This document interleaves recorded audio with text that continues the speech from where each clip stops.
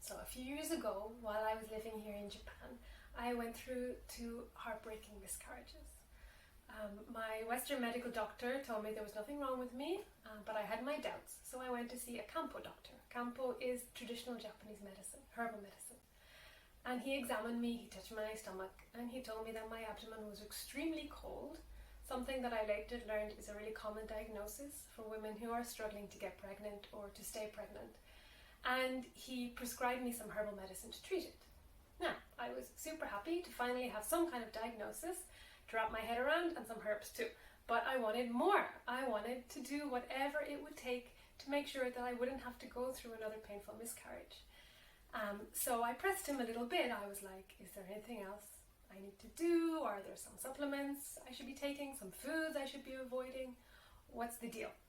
And I was ready to do whatever it would take.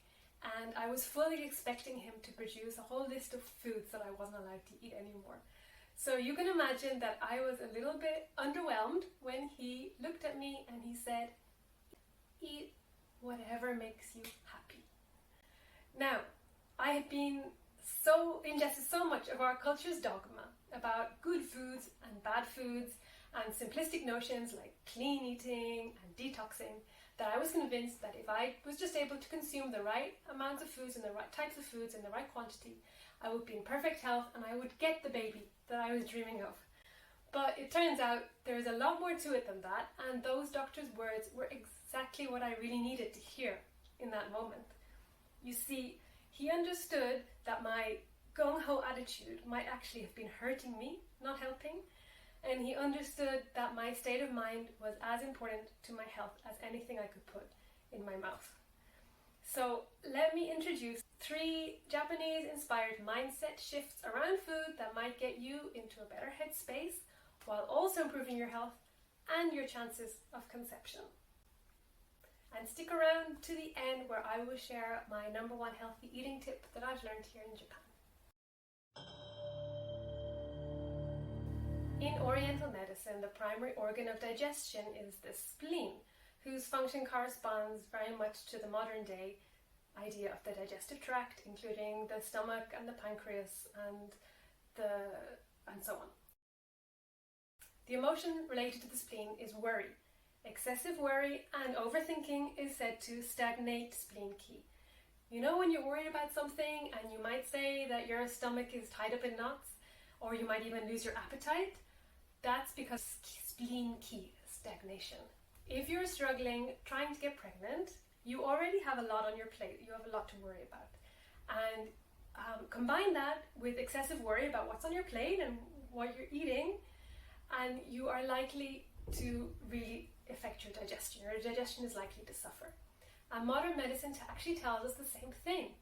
When we feel under threat, for example, when we panic a little because we had too much coffee and we're freaking out that we've somehow damaged our eggs for that cycle, we get a little rush of cortisol, which literally impedes blood circulation to our digestive tract, and also, for that matter, to our reproductive organs. If you feel anxiety about eating right or guilt about indulging in your favorite foods, you are not alone. We have been indoctrinated in this culture into having this love-hate relationship with foods, and we are inundated with messages about toxins and carcinogens and endocrine disruptors, and there's probably some truth in these messages, but living in a state of fear and bringing anxiety to one of the greatest pleasures in life, eating, is not serving us.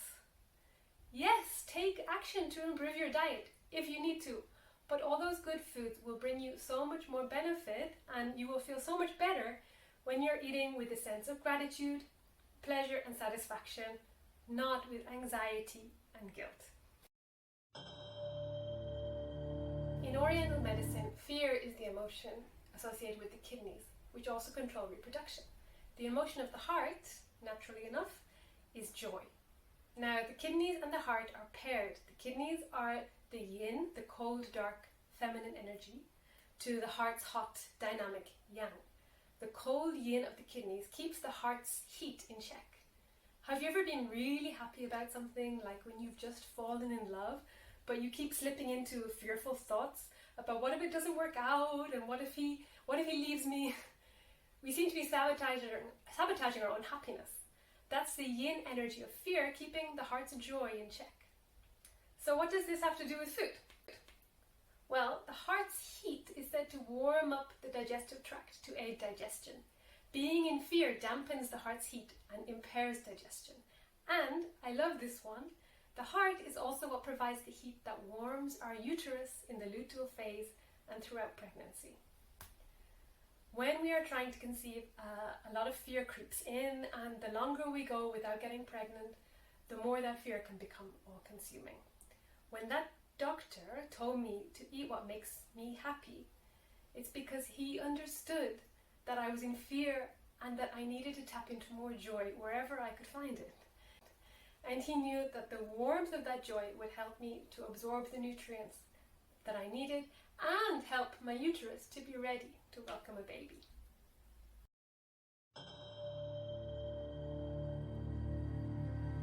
Now, I got a bit abstract there, but this last tip is super practical, I promise.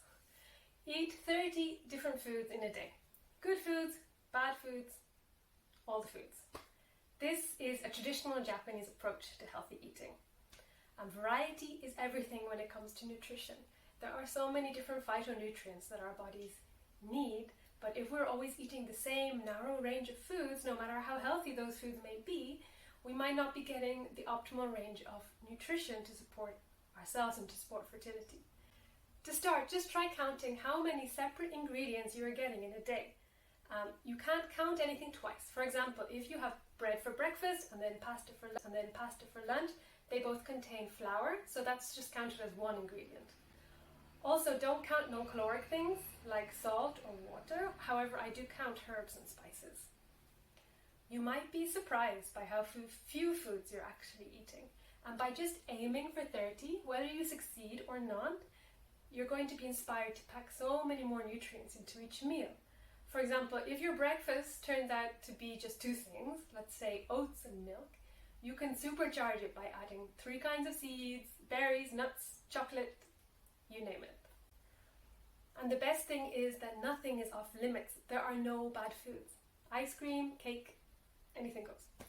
But I think when you're packing so much nutrition into your meals, you'll find that you're super satisfied and you'll be less tempted by those things. And ironically, when they're no longer forbidden, they might suddenly be less attractive than they once seemed. So that's all for today, folks.